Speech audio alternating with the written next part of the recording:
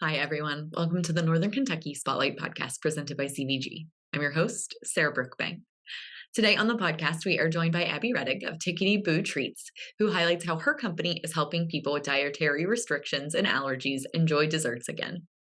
On NKY Work, Deshae Thompson is joined by Todd Kyper of the Northern Kentucky Area Development District. They talk about talent pipeline development and the resources that NKADD has to offer local employers. Are you a young professional interested in giving back to the community on a more strategic level?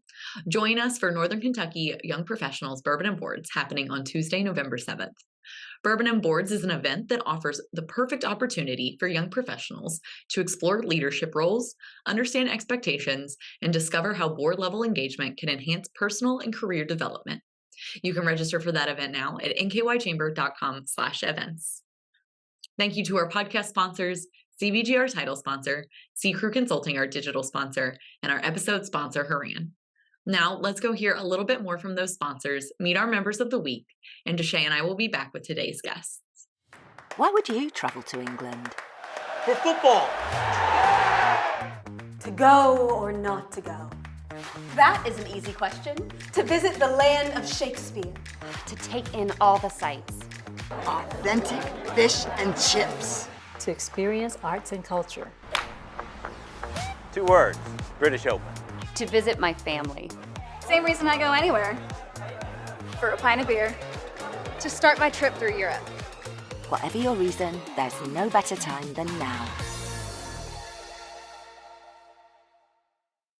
It requires constant effort and attention. Uploading new photos, responding to Google reviews, writing weekly posts, and checking suggested updates.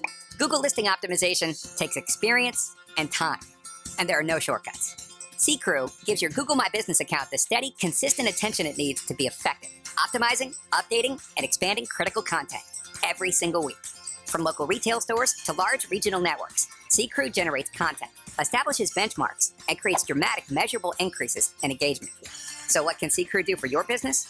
More calls, more clicks, more clients.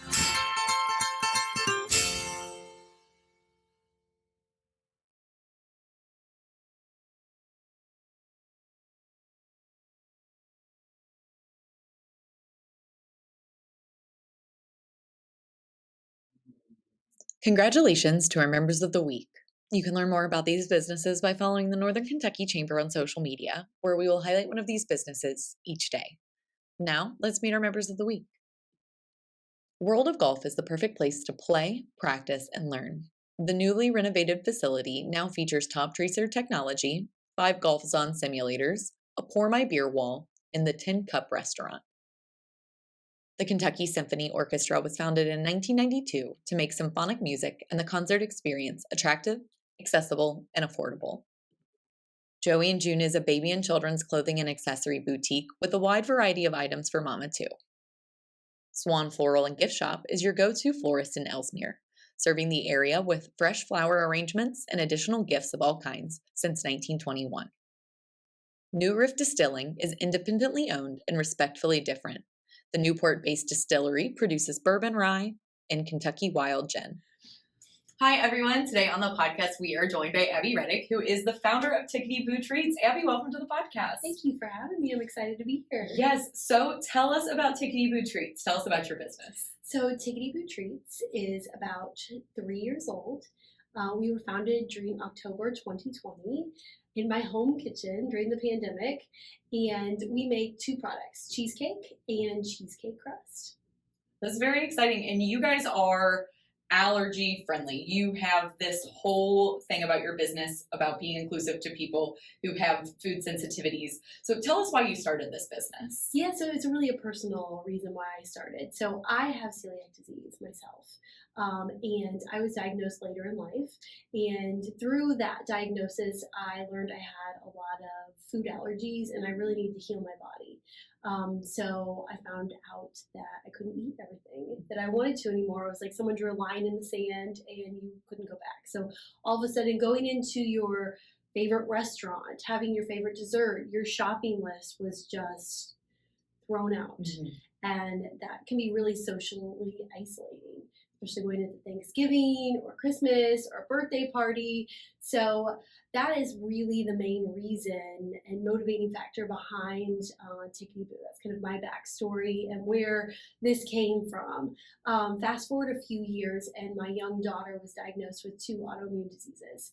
So through that struggle, we found out dietary changes really healed her inside and out, paired with some lifestyle changes, and seeing her just thrive on a new diet. And it's a diet that I had kind of adopted to, a gluten-free diet with some modifications.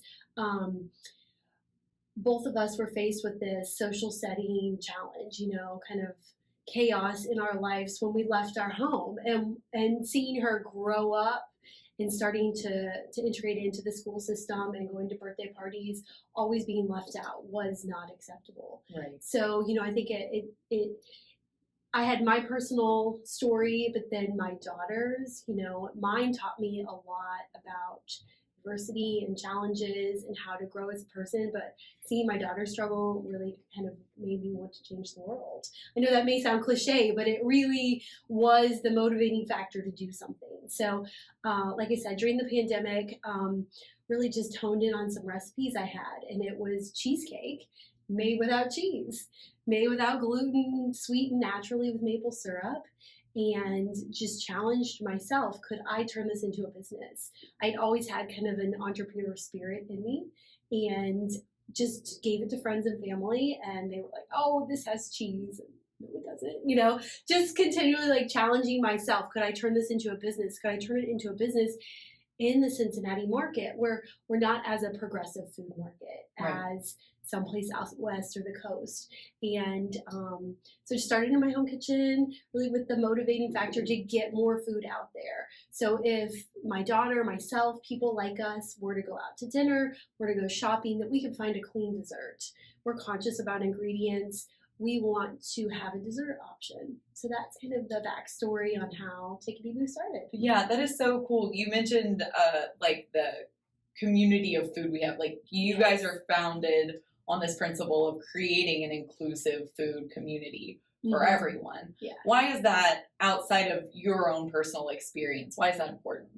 Well, at first I thought it was important because people needed other options. But as I've grown this business and met people, it has been amazing the emotional element that food has to our society.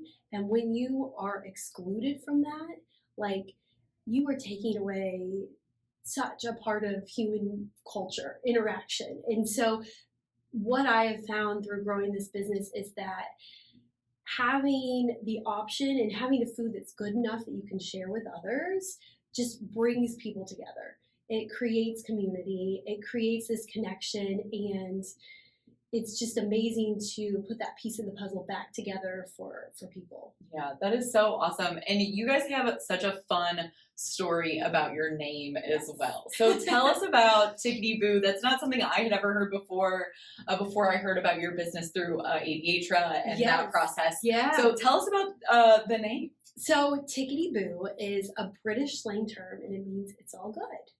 And a lot of people are like, did you let your kids name your company? Were you drinking when you named your company? And that's not the story. So before having children, my husband and I lived in Newcastle, England.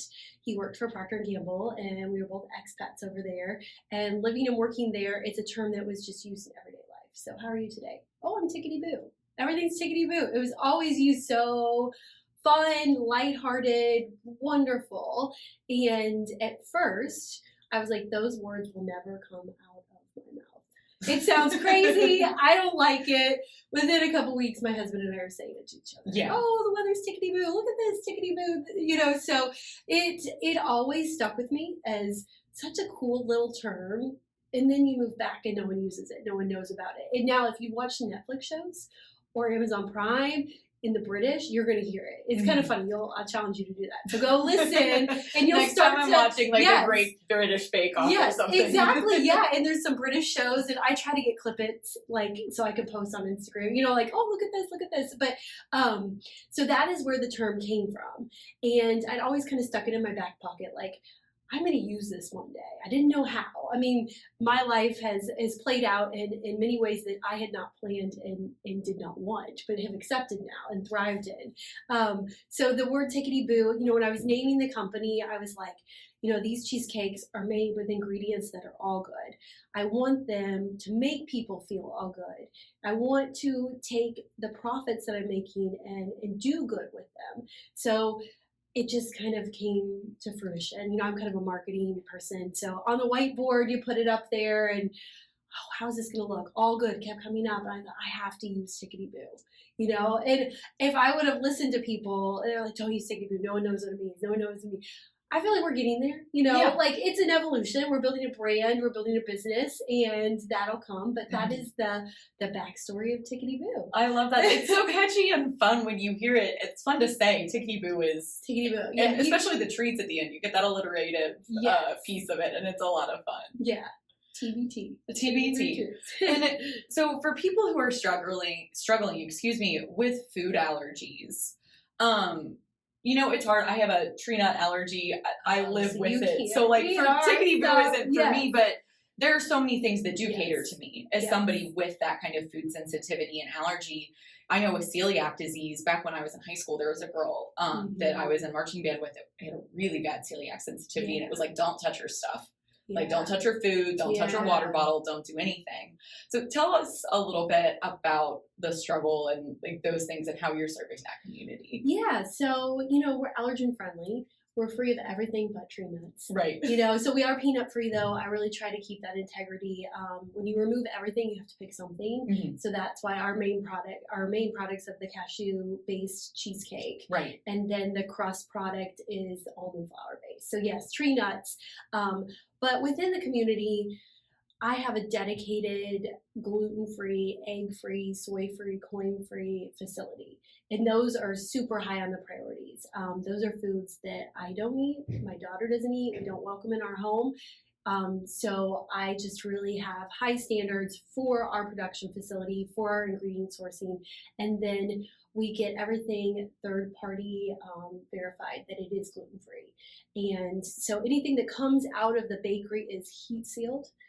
That's just something I really believe in. All our bags are, very sealed, super tight. Like you said, don't touch it, Yeah. So even if it isn't an environment in a restaurant where it could have some cross-contamination, it is not in the product. So really just keeping that integrity up. I know that, buying, I'm in that consumer group and so are you. When you go to buy something, you have trusted brands where you've vetted them, you've made sure you don't get sick. Yeah. And that's a really big deal. So to have someone come back and continually buy our products and know that they won't get sick and that they can trust to give to someone who has these restrictions is huge. And that is a weight that, I feel intensely that I want to uphold at all costs. Our employees, they have to certify, they change their clothes, they put aprons on, and all ingredients are tested, and we have spec sheets, and we try to provide that transparency on our website. And when we have customers that have questions,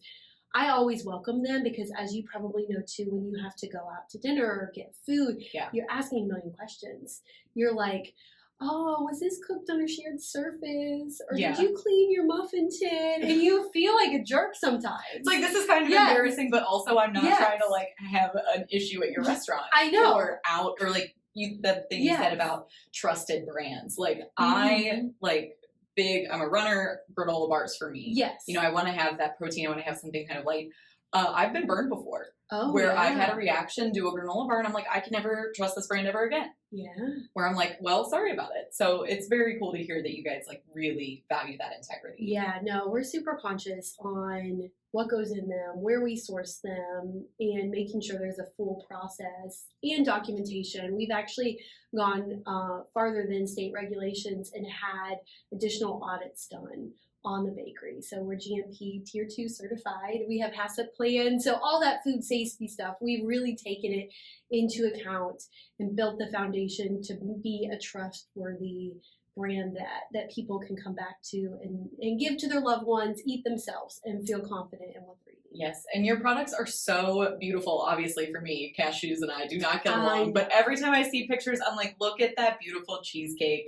So tell us about, so for people who are interested in this, you guys are expanding, you guys are growing in this market and outside of this market. So tell us about your growth and how people can find you guys. So we started really just in Cincinnati, working with a lot of local accounts, with the goal of getting in more grocery stores to make the company more sustainable and to grow it and to provide options to people that were looking. So in the region, we are in a lot of local stores, a lot of local pizza places. We're in Dewey's. All the Dewey's stores in Cincinnati have it, in Northern Kentucky. We're in all the Fresh Time stores in Ohio and Kentucky. We just launched in the Whole Foods stores in all of Ohio, all of Kentucky, and all of Indiana. Yes, congratulations on that. I know that's new and very exciting. It is. It's very exciting. It's an awesome opportunity and an awesome validation for the business that Whole Foods really thinks this product is going to take off. Whole Foods has such strict standards for the foods and the ingredients they bring in. So it's just a really nice validation of the plan that I've created and brought to market, and really just to get to more people. Yeah, that is awesome. And I think one of the things, and we haven't really touched on it at all, is that these are vegan products too. Correct. And that is a huge market and such a great opportunity because, especially, and like you said, we're not one of the coasts, so vegan options are really hard to find for a lot of people. Yeah, we live in a great city where there is more now, which is so refreshing to see. I never view it as competition when someone else starts a vegan bakery or even making vegan cheesecakes. Like, we want more options. We want it to be more mainstream. So the more, the better. But yes, it is a plant-based vegan option. We use maple syrup to sweeten everything. So it's refined sugar-free as well. So if you're really a conscious eater looking at the ingredients that go into your body, this is the cheesecake for you. Yeah, that is so great. And I know we touched on it a little bit with your expansion into Whole Foods, but what does the future hold for you all? So I hope it continues to grow.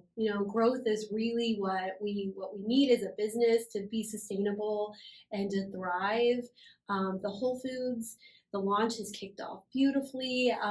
Hopefully that'll just continue to trickle, and we'll be able to expand into other Whole Foods markets, continue with Fresh Time, and really just finding a home in that natural foods category, and really showing that, we're in Newport, Kentucky has options. We're just, no offense, I love drinks and spirits and everything, but there is more here. There's different innovation, and that we're proud of where we come from here in the tri-state area, and that we want to create a really good footprint and show that there is health conscious brands coming out of the Midwest, and continue to grow the brands here, and then to slowly bring it to other regions, and then hopefully, fingers crossed, one day nationally. Worldwide domination. Well, I wouldn't say no, but one step at a time. Slow, steady growth is what the goal is. That is so awesome. Yeah. Well, Abbi, thank you so much for coming on the podcast today. Before I let you go, is there anything else you would like to share about Tickety-Boo treats? Yes, I'd love for people to find out more about us. If you're interested, you can go to our website, ticketybootreats.com. We're on Facebook and Instagram.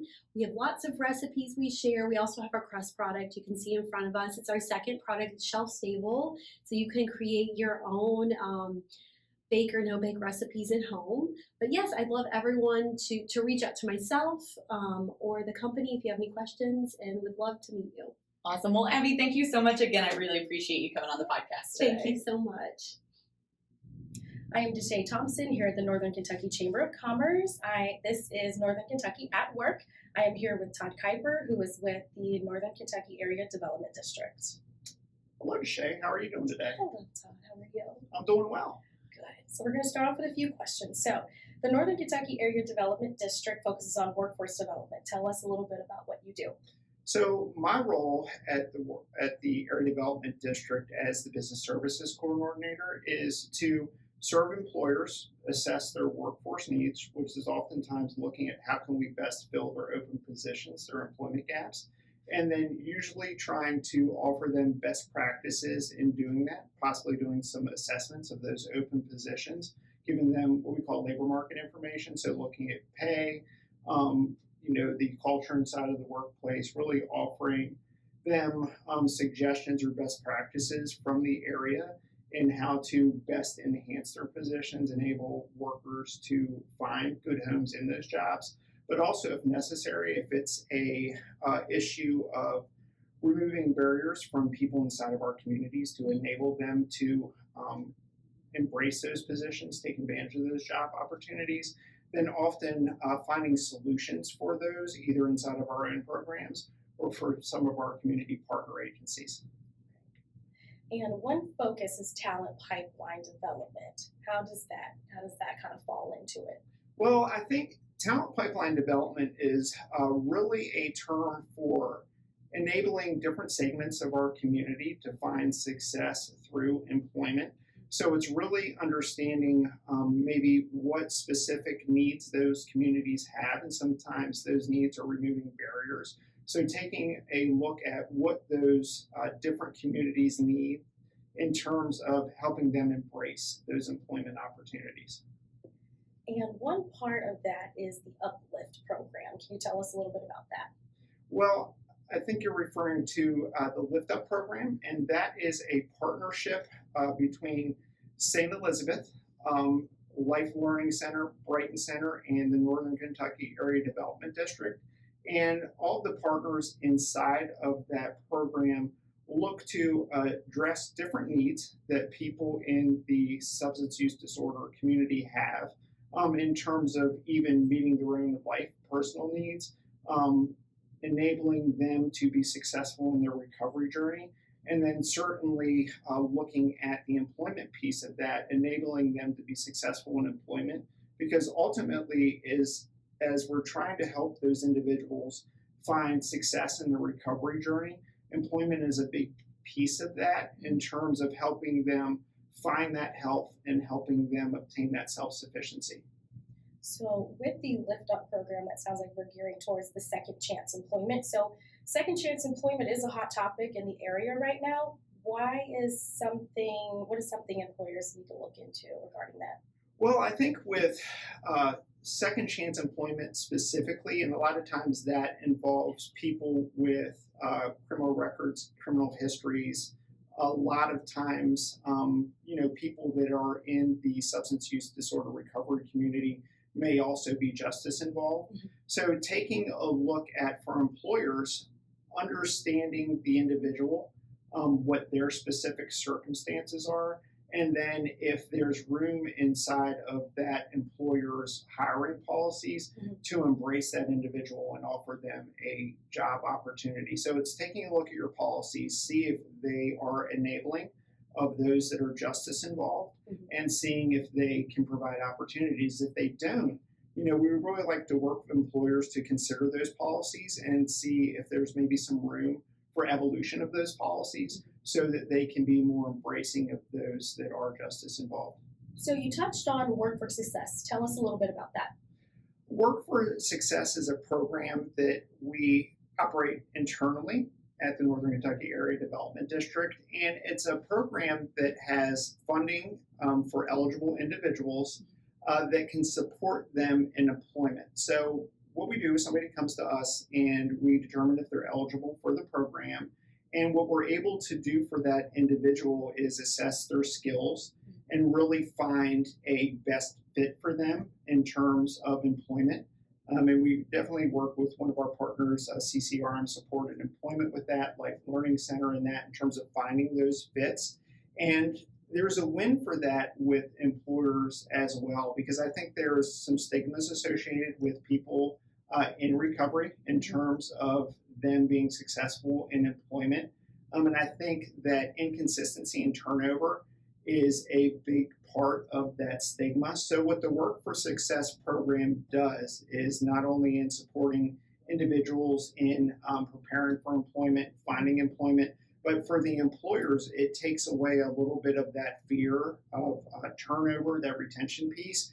And the program actually subsidizes the wages for that individual for the first 4 weeks of employment at 100% of those wages. So what we're able to do to our employer partners and say, hey, we have a person that needs a fair chance of employment. They're qualified for your job. They want your job. And what we're going to do is alleviate your concerns that this person might be inconsistent in their ability to embrace your employment opportunity. And through that wage subsidy, then kind of eliminate that fear, and that really encourages employers and enables them to get over that and offer that employment opportunity. And to piggyback off that, is there anything else employers can create when they're trying to have more of a supportive work area? You know, I think that our employer community in general, there's some great people that do good work in operating in this space. I know Close the Loop, who we just recognized with an award at our Workforce Investment Awards recently. They do a great job of creating that supportive workplace, and the work to eliminate those stigmas that sometimes are associated with people in recovery. Some of those things that absolutely aren't true. Working to remove those inside of the workplace, recognizing that substance use disorder is a medical issue, and just kind of wiping away some of those falsehoods that exist that get in the way of people being successful in their employment, whether that keeps them from getting opportunities, whether that keeps them from having a positive, welcoming environment in the workplace. But really, yes, working to remove those stigmas. And what can area employees do better to support individuals while they're employed? What do you do for considering and hiring? Well, you know, understanding that being successful in employment is multifaceted. So it's oftentimes not just showing up for work every day, right, and being there. There is a lot involved with being successful in employment. And a lot of times, if we're referring specifically to those who are in recovery, there's a lot of just emotion, intensity. You know, it's a very sometimes challenging life journey. And there's a lot that individuals that are on that journey experience in terms of potentially anxiety, stressors, challenges. We're talking about a major life change for them. And then for employers to be understanding of that and be supporting of that inside of the workplace, maybe even sometimes out. So getting to know what who the individual is, the journey that they're on, how they can best support them, not only with the job that affords them income, but also making sure that they are mentally, emotionally capable of embracing that employment. And sometimes that's supports with, you know, through the health insurance that an employer might provide, that they have counseling services available. You know, I know in a lot of workplaces nowadays, they even have for free phone numbers, 800 numbers you can call to receive short burst counseling that is free of charge. So having those kinds of things available, even if it's not possible for an employer for confidentiality reasons, personal reasons, to get into the details with an individual, but if they're willing to disclose the individual, so if they want to tell their story and then the employer is comfortable with that, they can maintain that confidence, having that direct understanding of an individual's specific circumstances, but at least enabling individuals to have that support and work where they have resources available to support them in their mental health, their physical health, the understanding that a lot of times these individuals will need flexibility. Sometimes if they need to go to a doctor's appointment, maybe they need to go to a support meeting that may be inside of work hours, offering that kind of flexibility. It's not that we want these people to not be present in the workforce, but just being understanding of those circumstances that these individuals have and embracing them and helping them find the support that they need. What I hear out of all of that as a person who is a second chance person, that it's a lot of internal growth and you're helping them grow developmentally. Is there any additional things you would like to let us know? I think that really trying to generate awareness of the resources we have inside of our communities that can support an individual, right? So we want our individuals, members of our communities, to be aware of these resources, but also our employers to be aware of these resources too. So reaching out to us at the Northern Kentucky Area Development District to discover those resources. Perhaps it's if you're looking at a Kentucky Career Center, using that as a baseline for some of the resources there. We have great partners in the Office of Vocational Rehabilitation who also serves those that are in recovery to point them in a direction. We have a great partnership with Life and Learning Center and some of the long-term life skill building programming that they offer, the sometimes emergency assistance support that the Life Learning Center offers, great partnerships in Brighton Center. So there is so many agencies in our community that offer support, but oftentimes individuals aren't aware of them, employers aren't aware of them. Mm-hmm. And I think from an employer standpoint too, having that awareness, so when you have an individual that works for you that doesn't know, being able to either taking the step to connect them directly themselves, so to make that phone call on their behalf and act as that connector,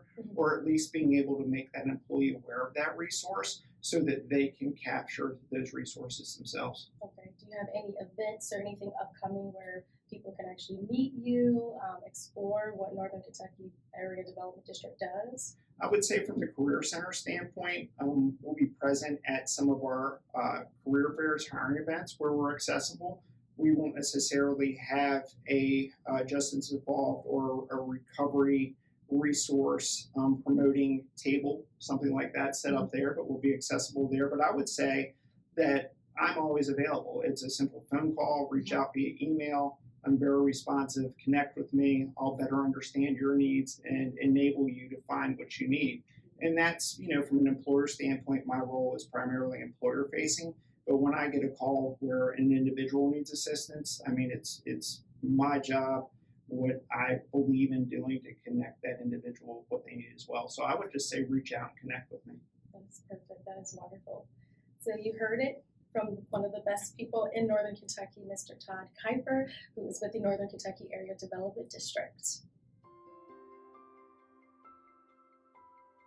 Hi, I'm Shannon Schumacher, Account Executive, Kentucky Market Leader. At Haran, we champion bold innovation to help employers and individuals thrive. As an industry thought leader, we explore new horizons in healthcare, benefits, employee engagement, and wellness. We work harder to deliver all the strategic benefits, planning, and execution you expect from a true partner. And we do it with laser focus on your short and long-term outcomes to help manage your benefits while improving your employee experience.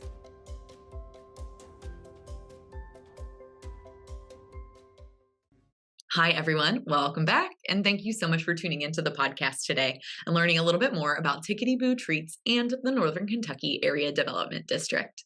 Don't forget to register for Northern Kentucky Young Professionals Bourbon and Boards happening on Tuesday, November 7th. That's a fun and exciting event for all of our young professionals, and we hope to see you there. You can register for that at nkychamber.com/events. Thank you once again to our podcast sponsors, CVG, C Crew Consulting, and Haran. Finally, if you are a member who would like to be featured on the podcast, or if you're someone who is interested in joining the Northern Kentucky Chamber of Commerce, please reach out to Lynn Ablin. And if you're someone who is interested in sharing your workforce strategies and resources on NKY at Work, please reach out to Nancy Spivey.